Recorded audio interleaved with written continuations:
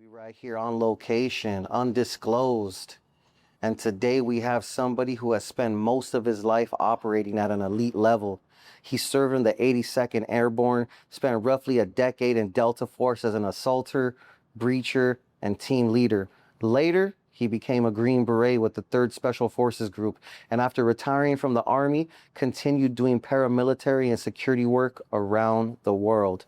He is a fighter, a teacher, an author, and somebody who understands what it takes to be the best. Shaka, allow me to introduce you to Dale Comstock. How are you, sir? Good. Thank you for having me. Appreciate it. Was that intro correct? That's good enough. Haha. Perfect. We're gonna get right into it, sir. What's something that most people get completely wrong about being the best at what you do? They think you're born the best, and the reality is you can't be everything you want to be. That's being honest. However, I was never born to be a Delta Force operator. I was an average kid, small, got bullied a lot. But one thing that was really important was I had a good father, had good male role models. I think that's super important today, especially now. My father, my uncles, my grandfathers, they were all patriarchs. They were men. And it was through them that I think in a lot of ways I became the man that I am today.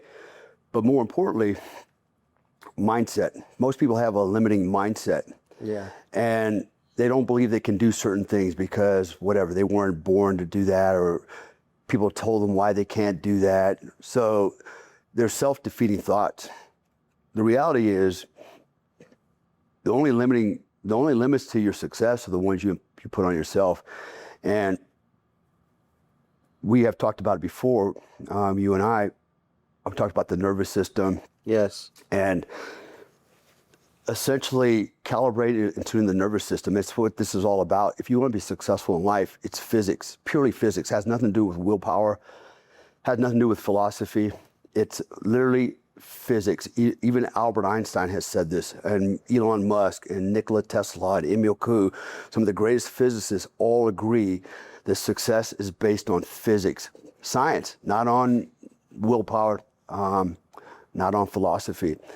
I've always dreamed of and imagined being the guy that I am today. I've created the guy that I am. And I'm not done creating either, by the way. I'm always reinventing. I always tell my clients, about every 2 or 3 years, take a hard look at yourself in the mirror. And ask yourself, what can I do better? And so maybe change my haircut, change whatever, my physique. Maybe I'm starting to get a little worn out from the wear and tear of life. You know, what can I do to improve myself? Can I maybe hit the gym a little bit harder, do this, do that? And it's not always physical either, it's also mental. What else can you do to improve yourself? And so I consider myself a perpetual student in that I'm a lifelong learner. I'm always trying to learn new things. Nothing's outside of the realms of possibilities for me. I'll try anything at least once. You never know. You might like it or you may not. And so that's been my philosophy in life. But people think that they're born with limitations. And there is some truth to that. Some people have biological limitations for sure. But in most aspects of life, your only limitations is up here and what you think about yourself. And I have a philosophy in that everybody teaches you what to think from even before you were born, to be honest with you, because it's already embedded in your DNA. But after you're born, particularly in the first 7 years of your life, you're programmed. You're programmed by your parents to believe certain things. What doesn't matter what it is, religion or their worldviews are imposed on you. Your teachers tell you what to think. The news tells you what to think. Your friends tell you what to think. Everybody's telling you what to think and what to believe.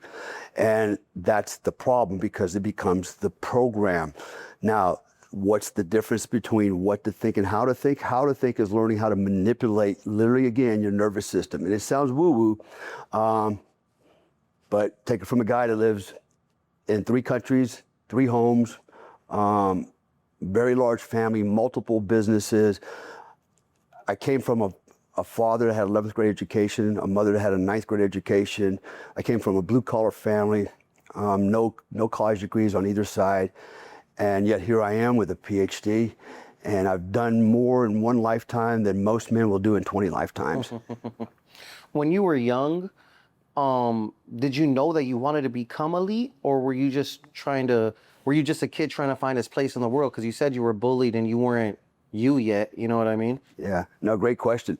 It's kind of funny because as I was growing up, my SEAL friends and Army friends are gonna laugh at me, but I always wanted to be a sailor, right? I just thought that'd be so cool to be on a boat. I'm glad I didn't go down that road because I get seasick really fast.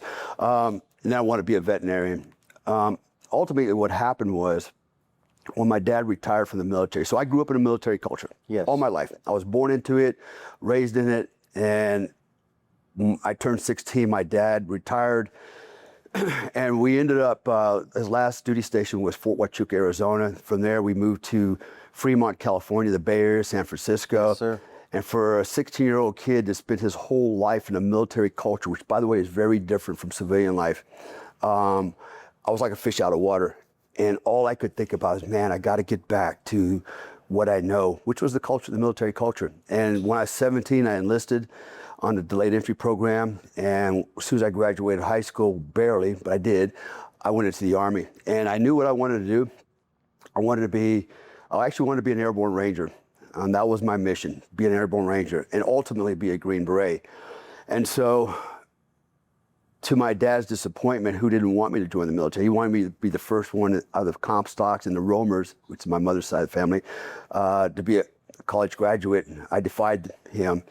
You still became a college graduate? I became a college graduate. So I went in the military after I knew I disappointed my father. He had, like all fathers, I think they have, dreams for their sons and to be better than them. And I assured my father, I said, Dad, don't you worry. I said, I'm not only going to get my college degree, I'm going to be a Green Beret. I'm going to be the best soldier I can be. I'm going to check all the blocks. And I did. So in my service, I ended up in the infantry scouts. I spent 10 years as a Delta Force operator. I was a team leader there. I was a troop sergeant for a while, acting troop commander. I went to 3rd Special Forces Group. I was a Green Beret as well. I'm going to stop you there because we're going to rewind a little bit. Okay. You made it in, you enlisted. You were in the 82nd Airborne. Are you officially the youngest person selected for Delta Force? That's what I was told. So because you were 22, right? Yeah. So what happened was exactly. So I hit my first enlistment 4-year mark. Yes. And I was married, and I had a little baby girl. My oldest daughter. Maximizing his benefits. Yes. Yeah. And so being an infantry guy is challenging physically, but not necessarily cognitively, right? I mean, I got pretty good at digging foxholes and filling them back up and cleaning my M16 under the tree and picking up pine cones and mowing grass and doing infantry guy stuff. And I thought, you know what, I want to do something else. And I thought about getting out. And I always, every time I have this conversation, I laugh because I had to call my mother because I needed somewhere to go with my wife and my daughter who lived in Sacramento. My mom lived in Sacramento. And I said, hey, Mom, I said, I'm thinking about getting out of the Army. I said, would you mind putting up with me and my family for about 2 or 3 months? I thought it was a good idea because she gets to hang out with her granddaughter, and get to know my wife and be around me. And her answer was no, not no, but hell no. And I'm like, oh, shit. Okay, Mom, thanks a lot, right? So that's what made me re-enlist. And at the same time, I had the letter from Delta Force said I was eligible to apply to try out. So it's very distinction there. Eligible to apply. Didn't mean they wanted me, didn't mean I was good enough, didn't mean I was gonna make it, didn't even mean I had a chance. They said you met all the prerequisites. In other words, you haven't been in trouble, you're the minimum age, which at the time was 22. There were certain things and I hit all those gates. And so when I went through the application process, I ended up going through the formal assessment selection program, ended up doing all that, and at the board, there was some hesitancy by the chain of command. I say the board because at the end you have to go to a board before they select you, right? So I passed everything else at this point. Now I'm literally sitting in a chair kind of like this in the middle of a big room, not as casual as I am now, of course. And around me, probably 15, 20 sergeants majors, commanders, psychologists were all sitting around me, and they were just basically shotgunning me with questions. and I'm answering the best I can at the age of 20. So I just turned 23, and I had very little military experience. 4 years is not a lot. I had very little experience in life, although I had a wife and daughter. And so you don't know what the answers, you don't even understand, don't even know if the questions are loaded or not. You just do the best you can. Ultimately, at the end, after I got done with the interview or interrogation or whatever you want to call it, I was asked to step outside. I would be summoned after they made a decision. I came back in, sat back down, and the commander made the point that he goes, if we select you, you'll be the youngest guy we've ever selected. The average age is about 33, and you're like 23. And guys are Green Berets and Rangers, and you're just, you might as well just be a ditch digger or something, right? A grave digger, because that's really what I'm good at, shoveling.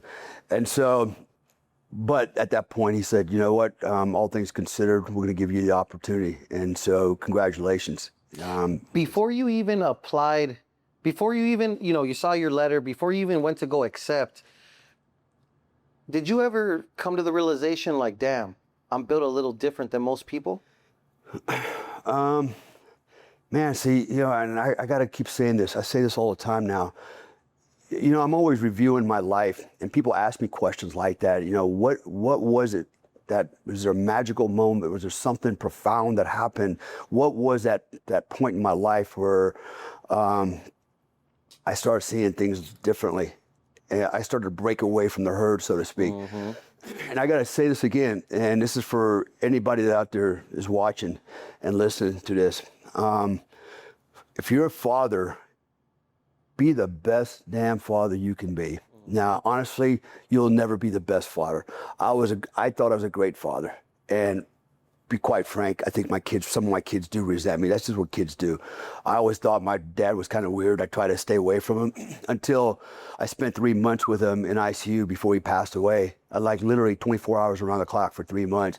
I realized how stupid I was, and I wish I had spent more time with my dad because he was wiser than I ever gave him credit for. But what he did do is he did guide me, lead me, mentor me well enough that I've learned a lot, and now I've learned a lot later in life that I look back to and attribute to him. Go, damn, Dad was wise. He was right. He was smart, and I regret not having been closer to my dad. And that was my mistake. That's what most men do. Young men, we don't think we need dad no more, and we become kind of rebellious, right? It's just the alphas that maybe in us. Of course. But my dad was very instrumental in my mindset. I mentioned earlier, I was kind of small. I was a runt. I got bullied a lot, but I can tell you I didn't lose. I lost one fight. I remember one time. I've had over 200 street fights my whole life. I used to be a professional boxer, MMA fighter, kickboxer. And the one street fight I lost as a young man, I kicked a guy in the head, did a roundhouse kick. That was a mistake. Don't ever kick a guy in the head standing up. That doesn't work like in the movies. Anyways, he took me down. 4 of the guys jumped on top of me. Next thing you know, I got 5 guys beating the shit out of me, right? And so, all those, when I look back at all those experiences in life, ultimately, my dad was the right example. My uncles, my grandfathers, the patriarchy in my family, they represented what I think most men would consider masculine men. Today they want to call it toxic masculinity. There's no such thing. But my dad was very instrumental. And then the other thing happened because of his motivation. Going back to the story about the fighting, I got in a lot of fights and I got bullied a lot. And I can remember my dad, my dad walked out one night, I'm fighting this guy in the street. And I'm getting the best of the guy. I got him on the ground. And my dad's drinking a beer. And he's like, you better kick his ass, son, or don't come home. I'll kick your ass. And he walks away. I'm like, Roger that. And that was and me and my mom was that. They didn't coddle me. They're like, you get your ass out there and handle it, or we're going to handle you when you get home. There's no escape. That's right. And so, in large part, today's culture, oh my God, that's so barbaric, that's child abuse. No, it's not. That was not child abuse. That was was raising a boy to be a man. Facts. That wasn't a go-gi for me, right? And so, again, because of that mindset that was instilled in me by my parents, gave me the confidence, gave me the desire to be the best I can be. And even going through Delta Force selection, I wasn't the biggest soldier. I was like, you know what? I'm going to make this because I might be the little dog, but I can pee in the tall grass with the big dogs. I'm going to show them, and I'm going to run to the front of the pack and lead it. And so that was my mindset, always has been. So then you're around the Delta Force operators now, right? Yeah. Was there a moment where you thought, holy shit, maybe I'm not as tough as I fucking thought? Yeah, crazy enough, you're right. So when I get there, I'm like overwhelmed. This is like Disney World for men. Like, holy cow, man. You know, we got all the cool stuff here, trainings, guns, and, you know, it was really the best, man. And by the way, I want to caveat something I said earlier about, you know, you can be anything you want to be. That's true to a point. Honestly, there's more to humans than that. We are not all equal. We want to say that because it sounds politically correct, but the reality is we're not all equal. Okay, we're on, even genetically we're different, culturally we're different, right? And so And all those things play a factor for sure. did all things weigh in, right? Let's be honest about it, right? And so Delta Force operators go through a very unique selection process. It's not like, you know, the Navy buds, you all go through carrying the boats, rolling around the water and sand, or Special Forces qualification course, Green Berets, Rangers, Marines. Delta Forces, you're selected on your individual merit. You go through alone, and they put no pressure on you, no stress. All the stress and pressure you're under is self-imposed. I'm going to ask you a question about that right now. Right. So that's one thing that super fascinates me about Delta selection is how much of it is like you versus your fucking self, right? Nobody's motivating you. Nobody's telling you you're doing good. You're exhausted. You're alone. No one's saying any of that to you, obviously. How do you build that mental toughness from zero? Good. So you build it way before you get there. Okay. It's a process. And it's a lifelong process. Even today, I'm 63 years old. Yes. And even today, I'm constantly recalibrating, reprogramming my conscious thoughts, my subconscious programming, my character, my behavior. And that's why I said a minute ago, every couple of years, you need to look in the mirror and basically recalibrate, reinvent yourself, right? And so everybody has been basically led to believe that, okay, you're going to grow older. At some point, you get a bit older. You're going to hit this crescendo, you know, and then it's all downhill. You're going to have one leg in the grave, and then you die off at 70, 78. That's the expected lifespan. And, you know, you're supposed to sit on the porch with your grandkid, you know, fishing, whatever, right? It's already been scripted for everybody. Sure. And everybody goes along with that, right? Oh, you're supposed to get cancer. You're supposed to get heart. Fuck that. You're supposed to get all this stuff that you're not really supposed to get, right? And so it becomes part of the program. I'm always challenging the paradigms and shifting paradigms. And so I don't go with mainstream. I've always been the loner, not the outcast, but the loner. I've always broken from the herd and blazed my own way down different paths. And I think for myself, I'm a critical thinker. I'm not always right, but that's okay. When I make a mistake and I fail, I learn something. That's what's important too.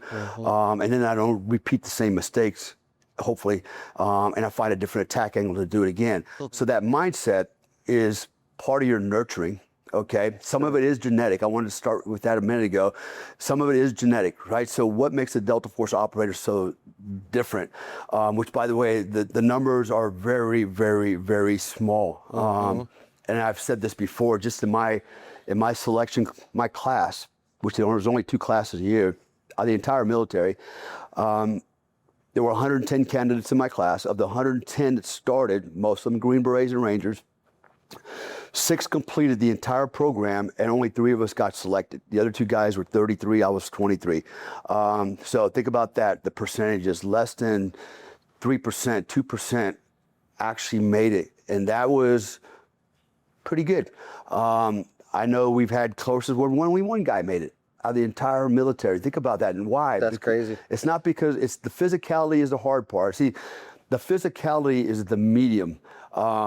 here's what happens with most people. When the body starts to fail, the mind starts to fail, right? And then when the key is, or no matter what the body does, what is the mind doing? What are you thinking? Are you going to drive on? I have a friend, one of my teammates, I've told this story before as well, broke both shin bones, right? Never told anybody. Duct taped himself together, split himself together, made it through the entire course with 2 broken legs. Never told medics, nobody, because he didn't want to get medically discharged, and made it. And at the end, at the board, they're like, holy smokes, guy's got 2 broken legs, made it anyways. And he couldn't come to the unit right away. He had to go. Yeah, he had to get rehabbed. Well, he had to go to a veterinarian. Apparently, they put rods in his shin bones, and he had to rehab for, I think, a year. And a year later, he came back, great operator. But that's what we're talking about, mindset, right? And Yes. and so there's something else there, right? You can cultivate that mindset. You absolutely can. You got to change the programming. So you're saying you could teach it. And you don't have to be born with it. Mental fortitude could be fucking taught. Yeah, exactly. But you know what gives you an advantage is if you have the genetics for it too. And there is genetics for it. And guess what? That's never revealed. Like, you'll never know what the secret sauce is that the psychologists are looking for. They won't tell you because they don't want people gaming it. They want you to show up as you and see what you got. And there's a saying, and this is usually what happens. So a candidate either usually withdraws, right? We call it voluntary withdrawal, or Victor Whiskey or VWs. Sorry, I want a Victor Whiskey because I got a sand in my, my thingy down there. Whatever it is, right? Whatever reason they quit. Sometimes legit, sometimes not. It doesn't matter, because once you say, I want to voluntarily withdraw, you just said, I want to quit. And so then what happens is, a lot of times, the guys later on will go, you know what? I'm nice and dry, had good food, got some rest. I want to do this again. And so then the question is posed usually to the commander or the sergeant major. I would like to try again. Is it possible? And the answer is always, you can have a change of mind, but you can't have a change of heart. You'll never get another shot at it, right? Because they tested your heart. See, there's a thing called heart-mind coherence. They work together. It's all energy, frequency, vibration. And so you can change your mind, but you can't have a change of heart. And that's the kiss of death. I've heard people challenge me, that's not true. No, it is true. You know why it's true? Because I spent 10 years there, to include being a cadre, and I know how this works. I've never seen a guy quit and get a second chance. Straight up. You don't have the heart. You didn't have the heart.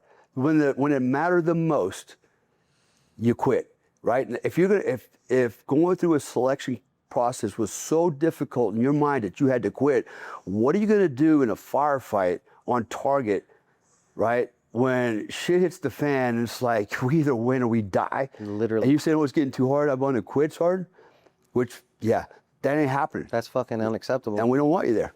You said you did a decade and you saw a lot of people go through a lot of things, right? You've seen the most elite men basically in the world operate under real pressure. What's the difference between a leader people fear, a leader people respect, and a leader people would actually follow into hell? Yeah, good question. I like the leadership questions. So, first of all, let's distinguish between leaders and managers. Not all managers are leaders. Very few are. Most leaders can manage, right? Managing is not hard. It's basically organizing. So, good leaders. Okay, a leader that leads out of fear. Okay, he's leading because he actually has not won the respect of his followers. They don't respect him. So what he becomes is an authoritarian. I will tell you, when it comes to leadership styles, authoritarians, they don't do well. Now, people will obey them out of fear, right? Do you want a guy following you because he's afraid of you or afraid of what you might do to him? And the answer is, I don't think so. Think of your boss, wherever you're working.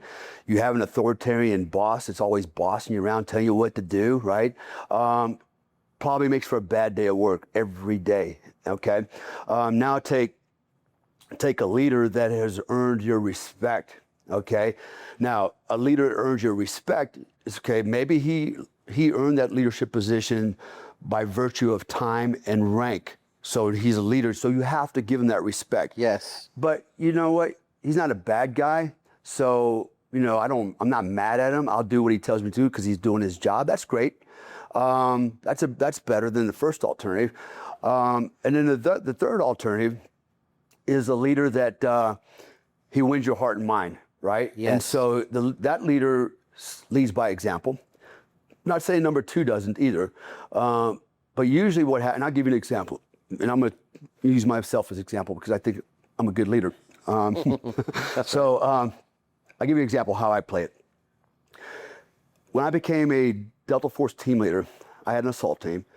So I grew up as the youngest, newest guy on the team, worked my way up, and just through the attrition, older guys moved on to the next level. Of course. Now I'm in the queue. I'm the guy in charge of team. That's not always automatic. Some guys will never be a team leader. They're really good operators or they're good soldiers, but they don't have the leadership traits that they need, right? But anyways, so when I made team leader, I remember I was still in E7, and the other guys on my teams were all E7. I had 4 other guys on there, and I'm it. And I remember taking them on day 1. I said, listen, guys, here's the deal. I'm now your team leader. I was just Joe Snuffy on the team with the rest of you nugs. I said, but I'm it. I'm the leader of the band. And I said, however, that doesn't change our relationship because we are still a team. We are a band of brothers. We are family. I said, but there is a chain of command here. There has to be a chain of responsibility. And so as a leader, I said, I'm going to ask every guy here for your opinion on everything we do. How do you think we should do this? How do you think we should do this? Give me your opinions. Give me your feedback. Roger that. Okay, great. Now I'm going to make the final decision. This is what we're going to do. And poof, off we go. If it fails, okay, it turns out it was a bad decision. Guess who takes charge of that? You. I take the fall. That's my job. That's why I'm on the bottom line. However, if we win, we do a great job, guess what? Dale don't get any credit. It goes to all my men. That's the way it's supposed to be. This is not what happens in the civilian world. In the civilian world, you get supervisors. Again, I'm gonna call them. I cringe sometimes when I say leadership in the civilian world because people conflate leadership with management, or a guy's a really nice guy with leadership. There's a huge difference. So let's just call it a supervisor. So supervisor, and I have experience in this as well. I have a lot of coaching clients that come to me with the same dilemmas. Supervisors are the guys that go, I want you to do this, that, and then you do a great job. Then the supervisor goes, see what I did? He takes the credit away from the team. Or if there's a failure, he blames the guys on the team, and I want to fire that guy and replace it, right? That's not how it works. And the other thing they don't do, this is pretty common, and I think most people will relate to this. See, in the military, my job as a leader is to develop my sub-leaders, to develop my subordinates so they can take my job. Imagine that. I'm going to train my guys to take my job one day. That's a good thing, right? And in the civilian world, it's like, well, I'm teaching them all this stuff. They'll take my job, right? Well, what are you worried about? Because if you're really a good supervisor and you train everybody to do your job as good or better than you, I think if you have supervision above you, they're going to recognize that you're going to get the promotion, and you're just going to keep moving up the food chain, right? And so in the civilian world, people tend to guard the rice bowl, and they don't want you to know everything that's in there. Whereas in the military, it's completely opposite. Different dynamics with different results. In the civilian world, I have got some experience in this. I can tell you most people are working because they've got, a sledgehammer over their head because if I screw up, I'm gonna lose my job, and I can't afford to lose my job. So it becomes, they're compelled to work and perform. And here's the difference. A leader that wins the hearts and minds of his subordinates, they will work to please the leadership, right? It's called inducement. And they also know that if they do a good job, they'll be rewarded for it. Maybe bonuses, maybe a job promotion, right? Mm-hmm. So there's a huge difference between inducement and compulsion. Compulsion is the big stick. Inducement is the carrot, right? That's pretty enlightening. Yeah.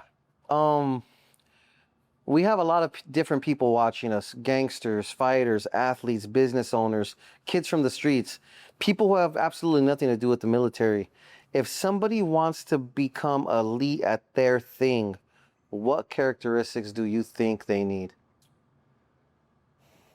Or that you've noticed in people that are elite across any... Yeah, they're focused, right? They're focused on the objective. They know what they want to do and what they want for themselves. And more importantly, they can visualize and imagine the outcome, right? They can see themselves, whatever, let's just say you're an athlete. You want to be a professional world champion boxer, okay? I'm pretty sure Mike Tyson, when he got started, he saw that one day he's going to be a reigning world champion. He's going to hold all the belts, and he's going to be pounding people's face in the ring, right? And he's going to have lots of money. And he probably digested that every day. And that's the thing, is you have to imagine it in the here and now. If you want to start a business, okay, and you want to be successful at a business, okay, imagine what it would be like to have that business, okay, and actually doing it every day. If you want to be wealthy, imagine what it would be like to have a lot of money and spending it. And again, I'm going to use the word present tense. I am, the two most powerful words in the language. I am rich. I am a world champion boxer. I am successful. This is all part of the programming game again, right? Yes. It's all about programming. It's physics, purely physics. So people that can focus on the dream and not get distracted. In fact, I'm just going to share something real quick. 4 tenets to success. These are mine, but these are my 4 tenets. All right, first thing you have to do is establish what? Purpose. What is your mission, your goal, your objective? Okay, that's easy. I want to start a business. I want to be a world champion. I want to excel at this, whatever it is. Pick your topic. Cool. Second thing you have to have is a plan. Why a plan? Because a plan does what? It brings clarity. It may not be a good plan, it may not be a perfect plan. It might just be some crap you sketched out on paper. That's okay, because you got to start somewhere. So when you start developing your plans, you go, you know what? This little piece here, that don't work. Out it goes, and let me replace it with this variable, right? And as you start working the plan and you start learning what it takes to meet the objective, right? You start doing the work, you go, you know what? I need this license. I didn't know I had to do that. Oh, I got to have this. Oh, I need this money, right? And you start plugging all that into the plan. So plans bring clarity. A lot of people don't have a plan. They just kind of spitball it. And you should have a plan. In the military, if we did a mission, an operation, I got to do a hostage rescue mission. You think we'd go, hey guys, gather the band, let's go and go get them. No, there was a plan. It was a very thorough plan. We went over it and everybody contributed, right? And then we'd rehearse it and try it. Oh, that didn't work. Let's go back and tweak it again. So planning is important. It doesn't have to be perfect, but it gives you a start point. It becomes the roadmap to the objective, the goal. The third thing you have to have is passion. What is passion? Passion is desire. Passion is the engine to success. Without passion, nothing happens. In other words, if you go, yeah, you know what, I think I want to try that. You think you want to try that, or you know you want to try that? Because if you know you want to try that and you go, you know what, like me, I'm going to be a Delta Force operator if it kills me. That was my passion. All I could do is eat, sleep, drink, and my wife said, babe, let's go to bed and have sex. I go, no, let's go to bed and have sex and talk about Delta Force. That's how I was committed, man. That's all I could think about. I was obsessed with it. And everything I've done in life, it was an obsession. And so when you have that kind of obsession, that kind of passion, that's the engine that moves you forward. Now, here's the bad news. The bad news is this. It's going to get hard. Why? Because anything worth value that you want to pursue is not going to be easy to do. Otherwise, everybody would be doing it, right? So you have to expect things are going to get hard. And they're going to get hard a lot. Maybe sometimes they're going to get so hard, you go, you know what? This is not for me. Maybe I wasn't cut out for it, you know? And then guess what happens? You quit, right? And if you keep doing that in life, quitting gets easy and winning gets really hard. It never happens. And so what happens is a lot of people quit right on the threshold of success the day before. Like if you just would have showed up one more time, you know, that might have been the day. It was Colonel Sanders, right? I think he tried like 650 times to get a loan and start the KFC franchise. It wasn't until he's in his late 60s or 70s, boom, Success, he did it. Now KFC's all over the planet. I mean, in Indonesia, every street corner's got a KFC on it, which is funny, right? It's never too late. Elon Musk, right? He's another guy. You know, he started out PayPal and, you know, many failures until boom, you know, jackpot. Something happened. This is usually the story of most successful people in life. What they didn't do is they didn't abandon the dream, the mission, the goal, right? Just like in the military, we don't get the choice of going, you know what, that mission's too hard. Let's go back to the barracks and let's do something else. No, mission is mission. We're going to do it. And passion's going to die because people are dying. It's getting cold. It's getting wet. We're running out of gas. We're wounded. We're tired. That's okay. It's going to die. We had a plan. Plan's falling apart. All right, guess what happens? There's the fourth tenet. When the passion dies, it starts to wane, which it will. There's one more tenet, and that fourth one is discipline. Mm-hmm. All right? Discipline. Soldiers will go on, even though they don't want to. The weather sucks. They're bleeding. Got a lot of casualties. Yeah, we're losing. But we have a mission, and we're going to do it. So same thing in life. You got to have discipline. You got to get up in the morning. You got to get behind the computer. You got to go to the gym. Whatever it is you got to do to be successful, you got to do it. And basically, you don't have to like it. You just have to do it. If you really believed in the mission to start with, you really believed in the objective, you really thought it was possible, which you did in the beginning. Otherwise, you wouldn't have even started this campaign. Then stay on track. And what will happen is, in time, you'll start making progress. You'll get a little victory here, a little victory there. It's like, oh, okay, wait a minute. Well, there's a substitute for this. I can do this instead of that. And guess what happens? With every little victory, you become more empowered. And as you become more empowered, you become more bolder. And suddenly the passion's reignited and you're off to the races again. It's like, hell yeah, we're going for it. And so I have a saying, all right, with every victory, I'm empowered. With every defeat, I'm more resolute, but I will never quit. Once I'm locked onto the target, just like a Delta operator, you're not going to get away. You're going down. We might have to try a couple different angles, might have to try some other things, but once we're on target, we're coming. And that's with anything in my life, I've always been at. And this is my other suggestion is, don't take on something that you're not 100% committed to. If you think, oh, it's a great idea, I think I want to try that, don't do it. You'll waste a lot of time and then you'll quit, right? And this becomes you, the quitter. Go for the things that you really want and be successful, and you'll actually build bigger, better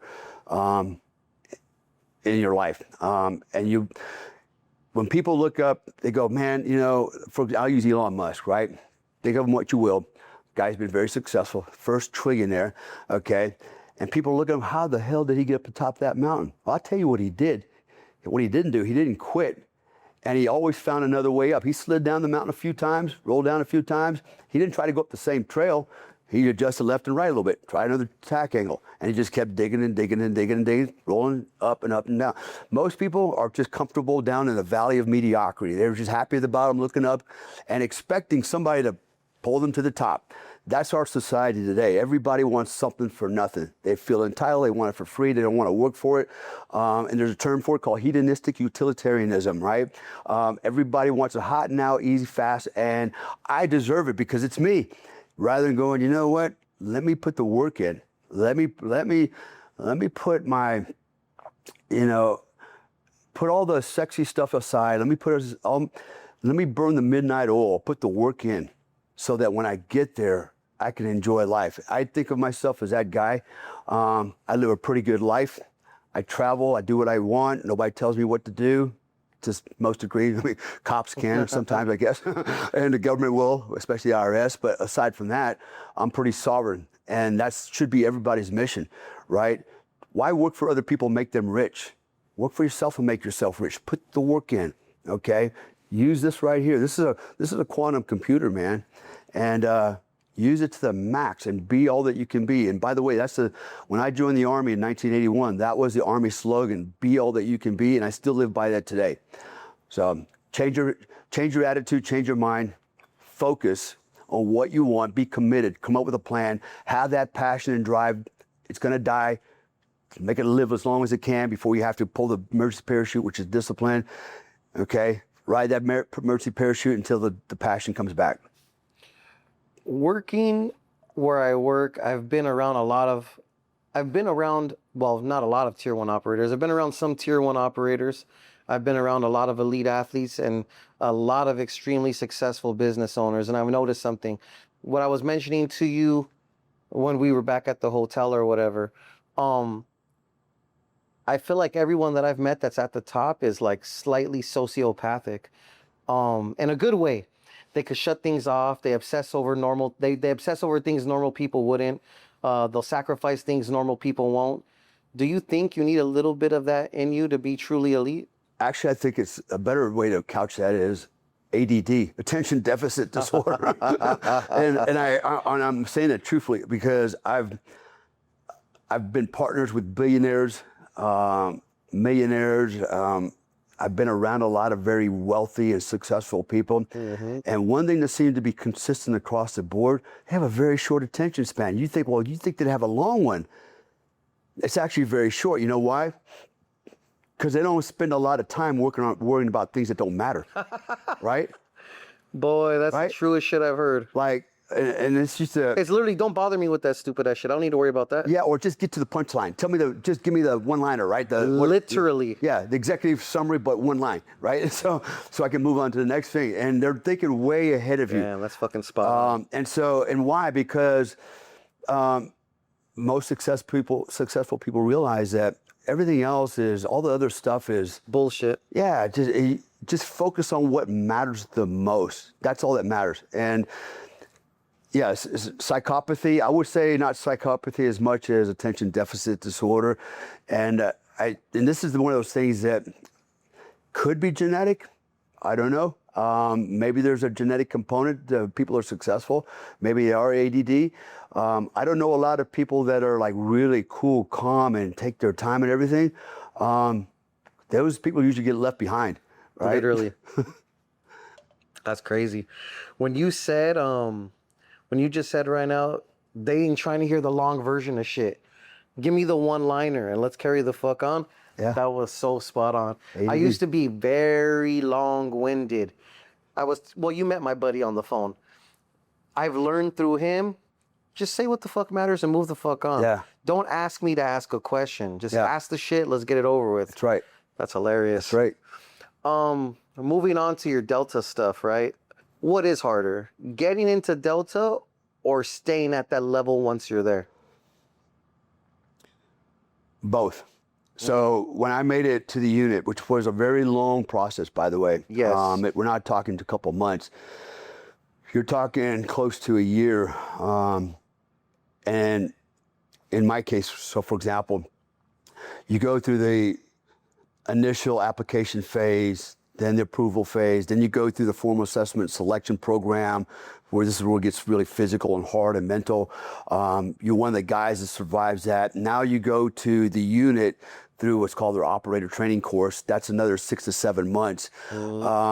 And that's still part of the selection cycle. So you're still being evaluated, critiqued, and there's still a very good chance you can wash out, which a lot of guys do. And then if you make it through all of that, then there's another board at the end where everyone convenes again, supervisors, even your peer group has the opportunity to weigh in on your performance and what they think about you. So it's not just the cadre, the leadership that's making decisions. It's your peer group also weighing in on it, right? So if you're not a team player, you're the guy that was smiling in front of all the cadre, but in the team room, you're an asshole to everybody else.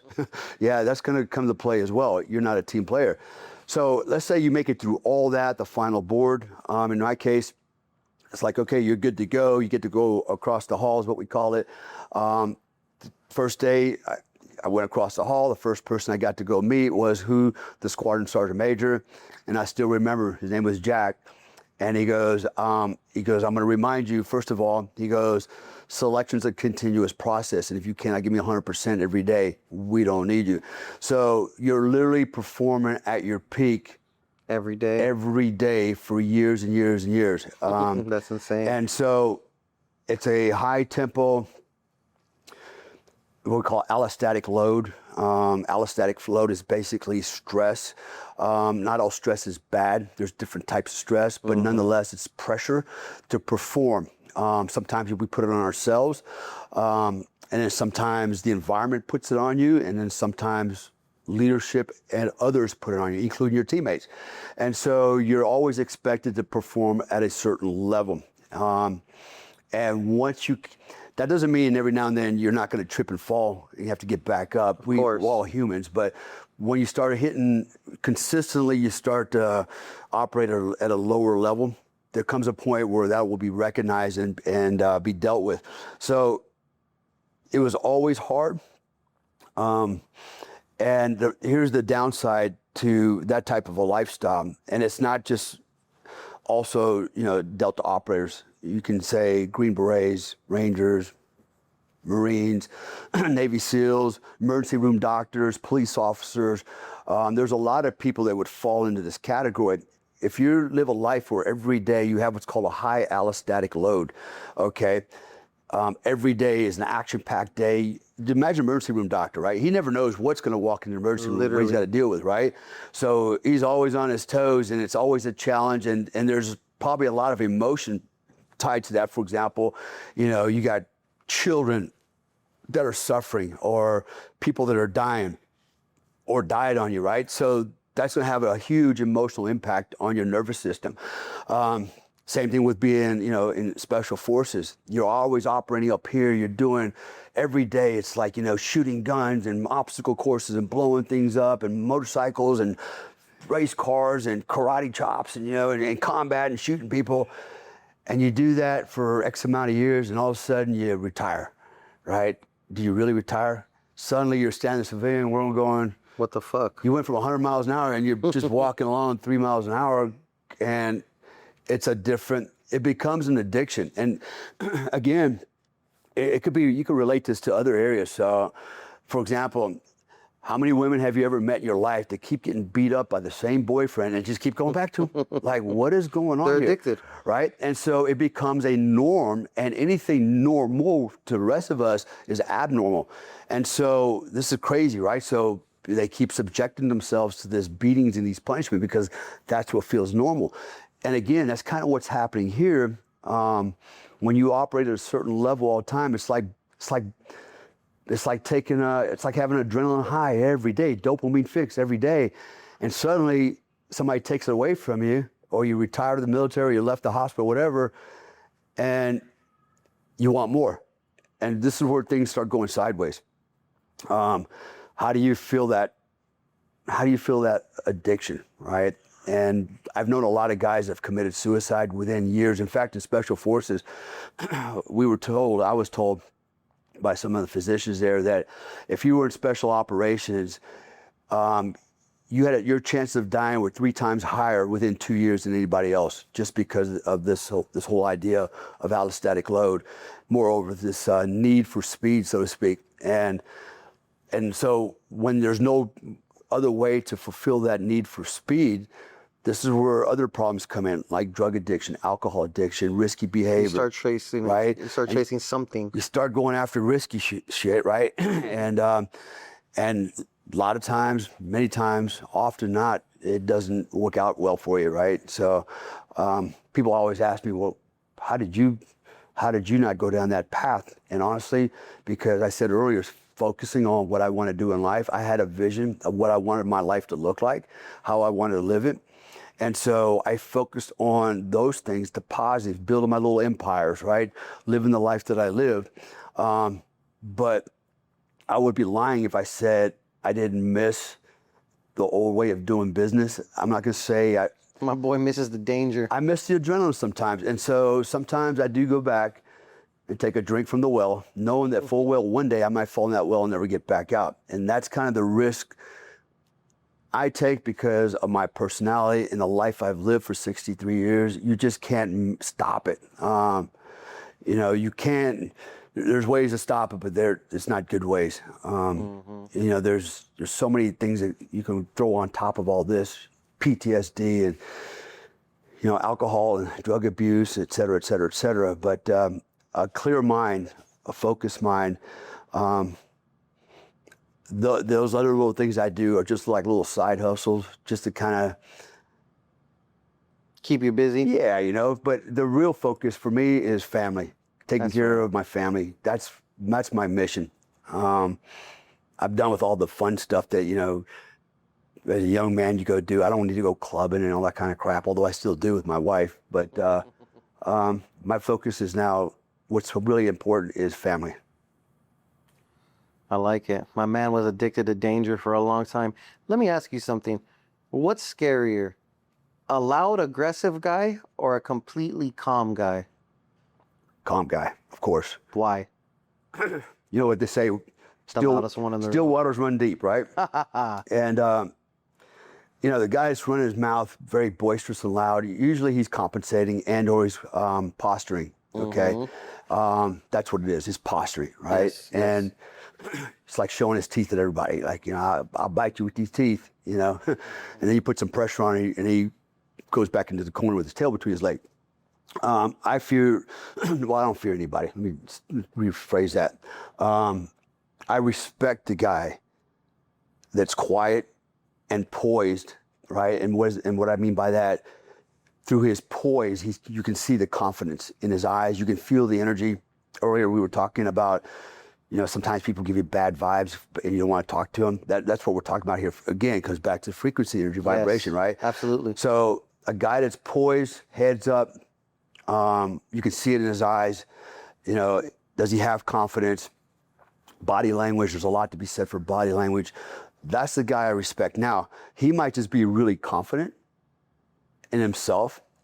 He might not be a warrior. He might be a really shitty fighter. So, you know, he probably wouldn't know which end of a gun the bullet comes out of. But at least, you know, he stands self-assured, and therefore he's going to get more respect than the guy that runs his yap. I've known guys like that, and I hate to say it, I've known guys like that, and just recently guys that committed suicide. Those are the guys that usually are carrying extra baggage they're compensating for, and once they can't compensate for it, there's only one way out for those guys. And That sucks. yeah. If I'm not mistaken, they still use your combat training teachings, right? Well, so what happened was, so the Army got away with hand-to-hand combat, right? There some weird stuff. It's always weird political stuff, right? For whatever reason. And they also got away with the canine program, right? No dogs. You know, we don't need, you know, the MPs might have had a drug dog or two, something. And then usually what they do, they actually would go out and they would assess people's pets. Like, you don't want this German Shepherd anymore? Let me assess. Okay, he will work. And it's time to get their dogs, right? There was no real program or effort put in any stuff. So the decision was made one time. I was heavy into hand-to-hand all my life. I liked fighting. I was a professional fighter. I got 6th-degree black belts, 1st-degree black belts, on and on and on, blah, blah, blah. And I always thought there was a place for combatives, you know, unarmed combatives, empty-hand combatives in the military. And so I was one of the first guys, not the only guy, that started pushing for this agenda. And we got a lot of pushback from other guys, like, we don't need karate chops, we got guns, right? That come on, whole thing. We don't need dogs, we got guns, right? It was always that story because, again, guys didn't have the vision, right? They had the blinders on. But we did get the program started. I started running the program for the hand-to-hand program for the unit. Pretty extensive, I think. And then I ended up taking that same program to 3rd Special Forces Group. I remember when I went there, the Sergeant Major called me into his office, Group Sergeant Major, and his question was, it was kind of funny. He goes, Sergeant Comstock, let me ask you a question. He goes, what's wrong with Johnny Rambo? Like Johnny Rambo, like the movie? Yeah.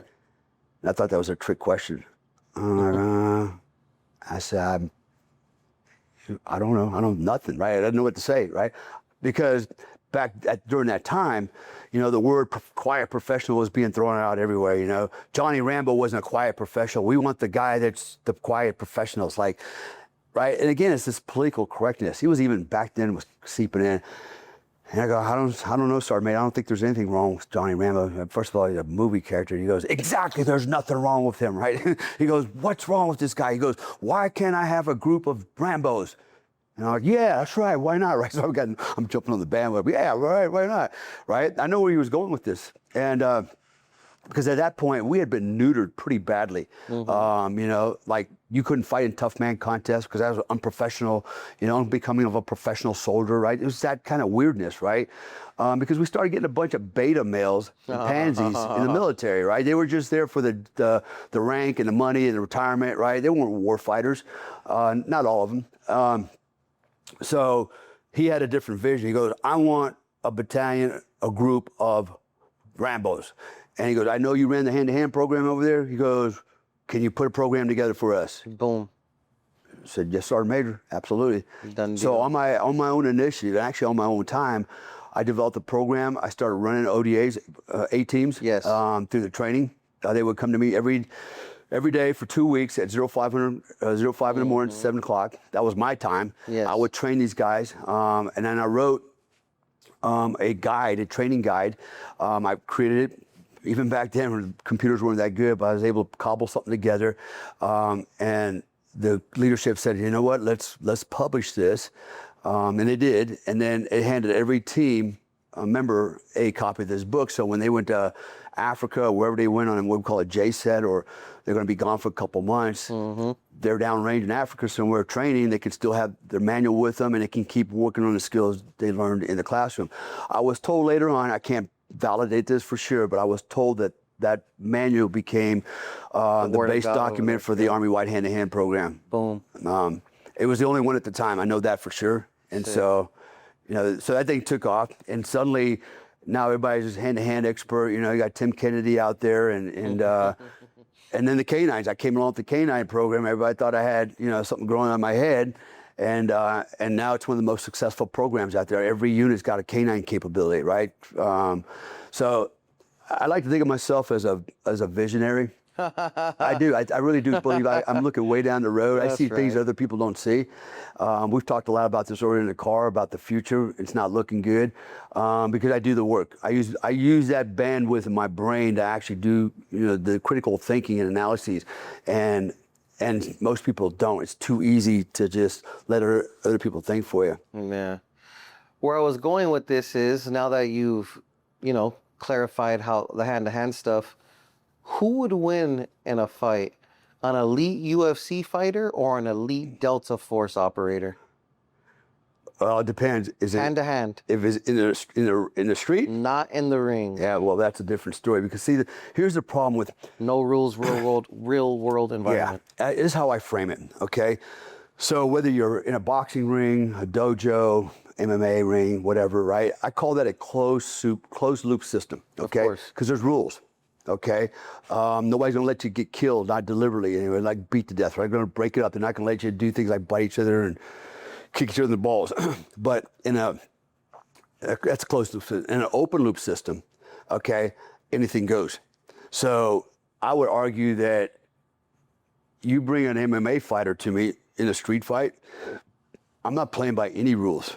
Absolutely. Zero rules. And I'm sure now that I said that, they won't come either, but they're still going to have rules because, for example, they're trained with them already instilled in that training. Exactly. It's programmed into them. Yes. I watched a guy, had a video of him, gets in a fight with a guy, takes him to the ground, throws him in a Japanese armbar. He's got him good, Japanese armbar. The other guy can't fight for shit. He reaches and pulls out his pocket knife, stabs the other dude in the pelvis several times, right? How that MMA thing worked, right? And it didn't, right? So there's different rules and dynamics. Oh yeah, and you don't want to be on the ground because the guy might have friends that'll come over and kick your head off like a football, right? True. So again, it's these other tenets of combat that, in my mind, there's four. The Army says there's three. Everybody else says there's three. Surprise, speed, violence of action, momentum. You have to apply those, and if you can apply those, and there are no rules, I think for sure a Delta operator all day long will hand an MMA fighter his ass. That's sick. You're a pretty badass dude, and I'm just thinking about some of the things we were talking about in the car because I don't want to forget them. You were talking about Modelo, and it wasn't the fucking beer, right? Right. For everyone that doesn't know anything about this gentleman, go Google Operation Acid Gambit in Panama, right? You guys were being sent to a prison to rescue someone, Kurt Muse, right? You were a breacher right? Mm-hmm. I just want to make sure I'm not fucking this up. That's right. You guys were successful in getting Muse out. You guys are ex-vacing in a helicopter. Talk to me about the helicopter ride. Okay, on that. However long that was. Yeah, Respectfully. So I think you're probably thinking about 3 different crashes at one time. So what happened was, backing up just a little bit. Yes. So for the rehearsals, like I said, we rehearse it, we plan it, and we rehearse it and make sure it's going to work. During the rehearsal phase, on another mock-up target, we did have a helicopter crash. Nothing catastrophic. One of my teammates was injured on that, but not terribly. Wasn't out of commission, but there was an accident. Happened. On the target, on the objective, we did rescue the principal, Kurt Muse, and basically snatched him out of the prison. Heavy firefight. Got him into a MH6 Little Bird, little flying egg thingies. And as that helicopter was lifting off the roof, it took ground fire and ended up getting shot down and crashing into a street. Everybody on that helicopter was injured, either shot or other injuries. One of the operators went underneath the skid, has toes chopped off on one foot. The only guy that actually survived the crash was the principal, Kurt Muse, because we had him all bundled up, helmet, body armor, stuffed him in the middle of the helicopter. He's the only guy that walked away from that. And he almost didn't walk away from that. That's crazy. Long story short, he started walking into the rotor blades because the helicopter was sitting at an angle. Engine was still running. And I guess he was dazed and confused. He walked out and started to walk into the rotor. He would have had his head chopped off for sure. My assistant team leader, who was also hurt on the first helicopter crash, reaches up, grabs Kurt Muse, pulls him down, and in the process of doing that, takes a rotor strike to the head and chops basically part of his helmet off and knocks him the hell out.